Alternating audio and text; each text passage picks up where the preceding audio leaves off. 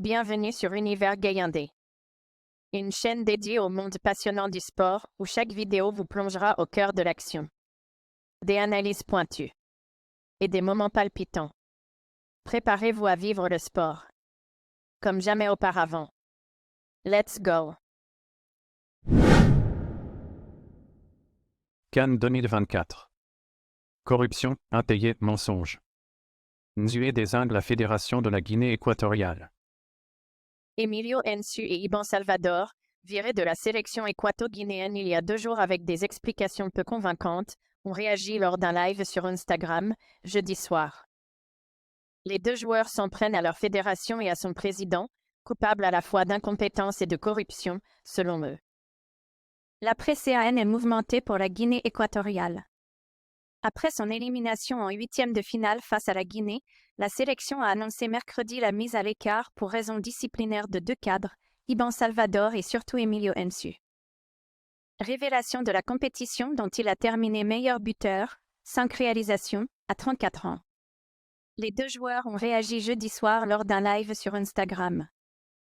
Emilio Nsue, document à l'appui, a attaqué sa fédération avec virulence. Ces cancers, ces voleurs, ces menteurs et ces corrompus qui gèrent le football en Guinée équatoriale ont dérobé 1 million d'euros après la CAN au Cameroun, en 2022. Après que nous avions tout donné sur le terrain. Ils avaient promis d'injecter cette somme pour développer le football local. Nous n'allons pas nous taire parce qu'ils le veulent. L'argent qu'ils nous doivent? On ne l'a jamais vu. Malgré une bonne CAN, le buteur équato-guinéen assure que l'ambiance, en interne, était délétère. Notre sélectionneur, un des meilleurs d'Afrique, est menacé continuellement et victime de chantage. Ils veulent diviser le groupe. Un des kinésithérapeutes est un mouchard. Moi, ils m'ont humilié en Ondovision. C'est la plus grande humiliation de l'histoire de notre sélection.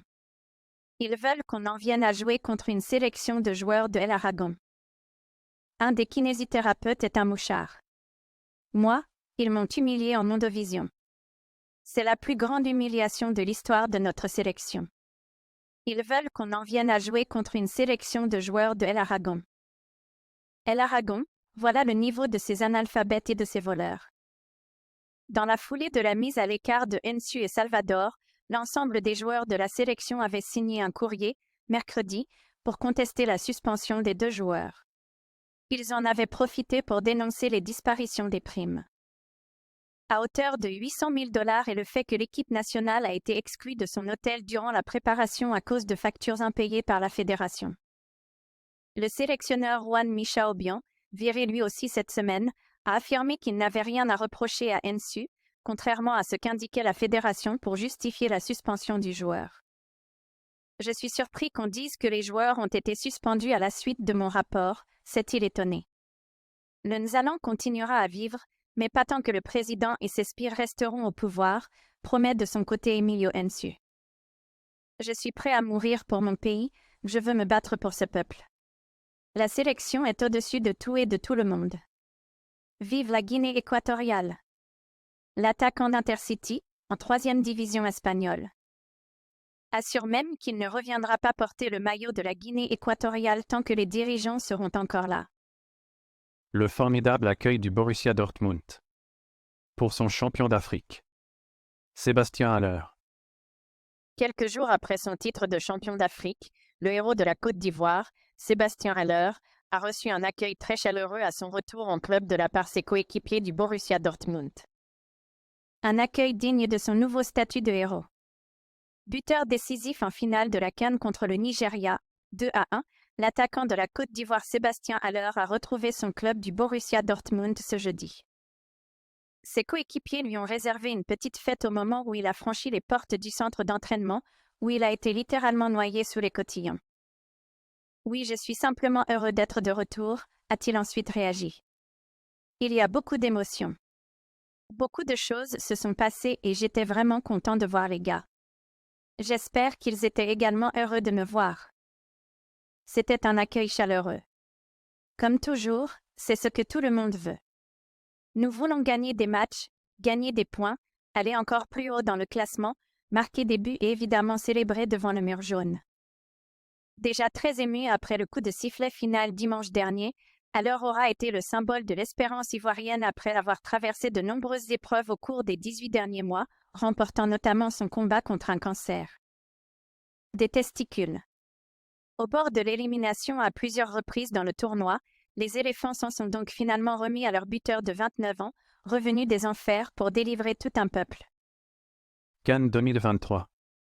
Francaise rend hommage à Fofana, Aurier, Gasset. L'entraîneur du RC Lens Francaise et son gardien Brice Samba ont chacun félicité quelques-uns des acteurs du Sacre de la Côte d'Ivoire à la CAN 2023. Je pars mais je ne vous oublie pas, avait clamé Seko Fofana lors de son départ pour l'Arabie Saoudite. Le staff et les joueurs du RC Lens ne l'ont pas oublié non plus. La distance physique ne saurait rompre les liens créés. Avec celui qui fut la figure d'un RC Lens, Ré, émerge au tournant des années 2020. Francaise, l'entraîneur, et le gardien Brice Samba, qui lui a succédé en tant que capitaine des 100 et or. N'ont pas attendu les questions des journalistes à la veille d'un barrage de Ligue Europa pour le féliciter après le Sacre de la Côte d'Ivoire. Même si la conférence de presse de veille de match a été l'occasion pour eux de le faire publiquement. Je suis en contact avec lui régulièrement, je peux vous l'assurer, c'est une compétition qu'il avait préparée sérieusement, a expliqué Brice Samba. Quand on voit ces matchs, et surtout les scénarios des matchs, c'est un peu à l'image de Seko. Seko, de ne rien lâcher. C'est beau. J'étais très content pour lui. Je suis très heureux pour Seko, qui était l'un de nos leaders, notre capitaine avant Brice. Je suis très heureux qu'il ait pu vivre ça, a déclaré pour sa part Francaise, qui semblait sincèrement heureux pour son ancien joueur et un autre garçon du club, Serge Aurier, formé par le RC Lens. Francaise a également eu une pensée pour Jean-Louis Gasset, démissionnaire avant même la fin d'une phase de groupe chaotique. La Côte d'Ivoire avait fini par en réchapper miraculeusement, avec le concours du Maroc. Il a mis des choses en place pendant 1 an et demi pour ça. Il a évidemment une part dans cette victoire. J'étais content pour toutes ces personnes. Même s'il lui a dû le vivre un peu différemment.